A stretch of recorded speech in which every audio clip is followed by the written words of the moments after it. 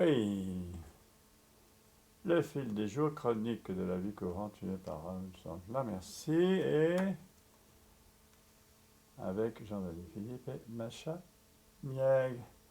Merci, Macha. Bien, bonjour Jean-Denis Philippe. Bonjour. Nous sommes donc dans l'atelier où tous les jours, voilà, puisque vous êtes dessinateur de presse, ouais.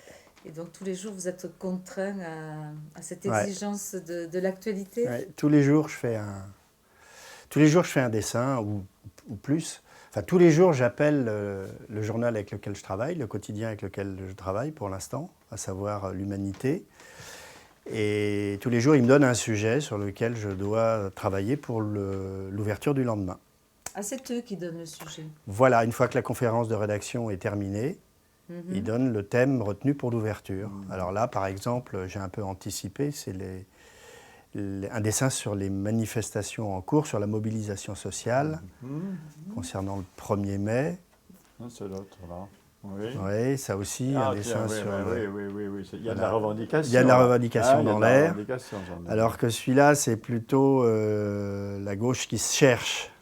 Oui, ici on a du collectif. Voilà, là il y a plus de collectif. Oui, là, il y a du collectif. Alors que là, il y a une parcellisation, disons, du mouvement. Oui, c'est un oui, puzzle à gauche. difficile. Voilà, à difficile composer. faire. C'est le puzzle, hein, là. C'est le puzzle, Ouais, c'est c'est le difficile à puzzle. faire. Oui, c'est un thème peut- récurrent chez Ah, vous, ouais. le puzzle. Et Oui, là aussi- j'aime bien. En fait, je travaille comme ça avec un certain nombre de Voilà, oui. de thèmes graphiques Ouais. qui sont immédiatement perceptibles par tout le monde. Alors effectivement, il y a le puzzle, il y a le drapeau, il y a la Croix-Rouge, il y a l'usine graphique. Oui, les chaînes. Bon, il y a un certain nombre de thèmes. Et puis j'essaye de les décliner dans des contextes différents, des contextes graphiques différents, de façon à épuiser le thème graphique retenu. C'est-à-dire le thème graphique, il est déjà construit dans l'imaginaire collectif. Enfin, tu t'attaches à ce que ce soit déjà quelque chose de lisible. Voilà. J'essaye de me mettre en prise avec des données plus ou moins universelles. Parce que mon souci, en fait, c'est de... Parce qu'en fait, un dessin de presse, il est... il y a un contexte, qui est l'actualité, et il y a un co-texte, c'est-à-dire l'ensemble des titres et des articles qui l'accompagnent dans la publication. Et moi, ce qui m'intéresse, c'est qu'une fois qu'on a oublié l'événement auquel le dessin fait référence, et quand on n'a plus les articles dans lesquels le dessin est paru, ce qui m'intéresse, c'est qu'il y ait encore une charge, c'est que le dessin ait encore un sens, même si on a oublié l'émotion collective qui a entouré sa création. Oui, il atteint une espèce d'universalité. Voilà. Enfin, c'est un petit peu un travail en fait à rebours du dessin de presse classique, parce qu'il y a beaucoup de dessins de presse dont on perçoit la subtilité que quand on a la réminiscence de l'événement. Oui, d'ailleurs, auquel il fait référence. On peut souligner que ce sont des dessins de presse muets. Voilà, il n'y a pas de parole, jamais. Il n'y a pas de commentaire. Jamais de parole. Et pourtant, ils sont directement lisibles. Je trouve que, ils sont de suite interprétés. Voilà, parce qu'en fait, ils peuvent se lire aussi bien en rapport avec l'actualité qui leur a donné naissance. Par exemple, ça, c'était sur le protectionnisme économique. Alors là, par exemple, j'ai allié le thème graphique du drapeau et celui de l'usine telle qu'elle est classiquement représentée. Et puis ça permet de dériver justement sur le thème de l'usine. Ça, c'était un dessin réalisé à propos des cadres supérieurs qui sont embauchés par des grosses entreprises et qui sont chargés de liquider les affaires. Quand il y a un conflit social qui ne peut pas déboucher, il y a des gens qui sont recrutés rien que pour liquider un... Ils cherchent la cible. Là, voilà, ils cherchent la cible. Alors, ce qu'on peut remarquer aussi, c'est que c'est un dessin, contrairement à un dessinateur des autres dessins, c'est jamais encadré. Non. C'est-à-dire, il intervient en pleine page. Voilà. Et du coup, l'œil circule et il y a une espèce d'envahissement de la page par le dessin. Voilà. En fait, moi, je conçois mes dessins comme des accroches. C'est-à-dire que quand le lecteur ouvre le journal, l'œil va être attiré par le dessin et c'est par l'intermédiaire du dessin, enfin dans mon esprit, que le lecteur va aborder le papier, le texte. Voilà. C'est mon cas, quotidiennement, oui. Voilà. C'est mon cas. C'est une accroche. Pour moi, le dessin de presse, c'est une accroche. Alors que certains, les lecteurs lisent d'abord et voient le dessin. C'est presque un détonateur. Voilà. Et c'est pour ça que je choisis d'ôter tout texte à mes dessins. D'accord. Le sens est dans le dessin. Voilà, le sens est dans le dessin. Et puis après, si on veut détailler, il y a le papier, il y a l'article du journaliste. C'est un peu comme dans le cinéma où le sens devrait être dans le mouvement et il pourrait se passer de la parole. Mais je sais que tu veux la prendre. D'accord. Il est pas. Ce que je voulais dire, c'est qu'il n'est pas encadré, mais il est découpé. Parce que moi, j'ai envie de rentrer dans la fabrique du dessin. Justement, s'il y a beaucoup de lumière, je ne sais pas si la caméra va pouvoir le montrer. Mais on a un original. Ben, c'est qu'on a un en dessous du dessin. Alors, Jean-Denis m'a expliqué ça, il va l'expliquer. Mais le terme de subjectile, qui est ce qui est en dessous, n'a jamais été aussi bien approprié. Alors, voilà. expliquez-nous. En fait, mon dessin est dans un premier temps exécuté à l'encre de Chine, sur une feuille de ce type-là, c'est-à-dire une feuille d'un grammage assez léger et qui est transparente, enfin qui laisse passer la lumière. Et donc, une fois que le dessin est exécuté, d'ailleurs c'est tout ce qui est noir, tout ce qui est à l'encre, je laisse sécher, j'accélère le processus de séchage en utilisant un sèche-cheveux. Ensuite de quoi je retourne cette feuille.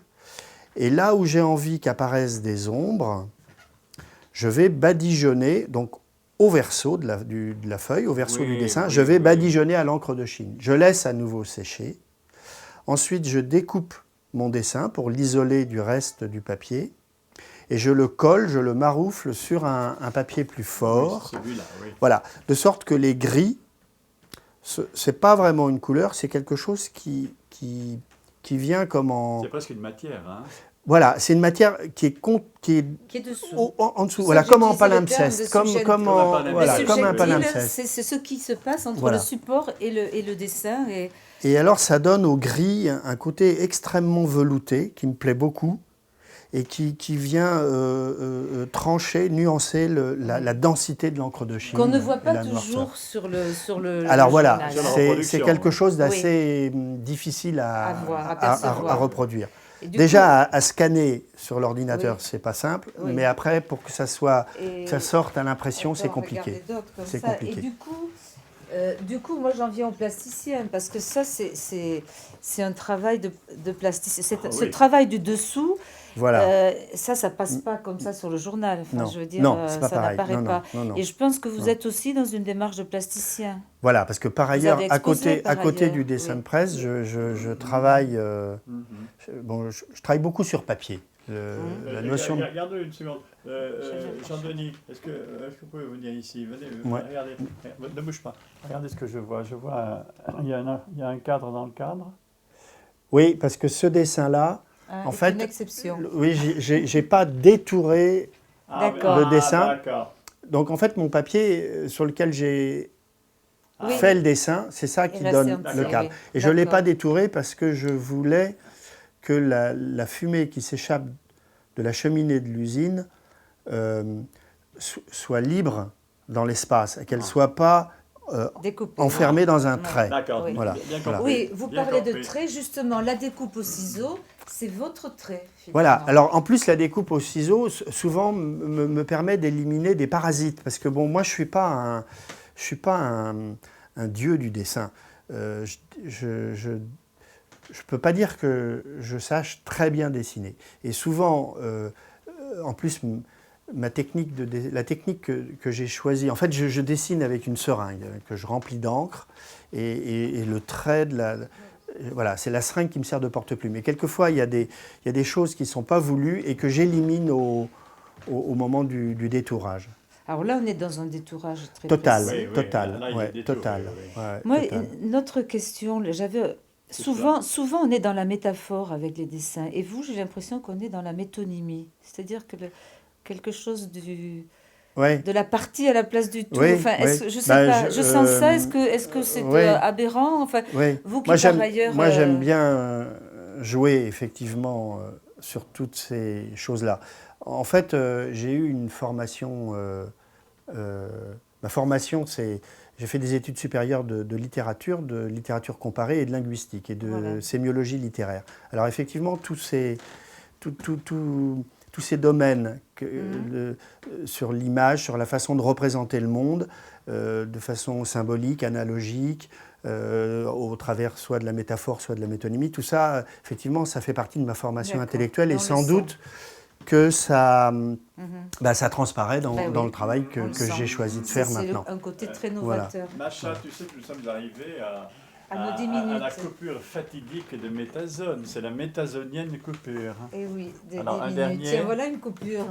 Oui, voilà une belle coupure.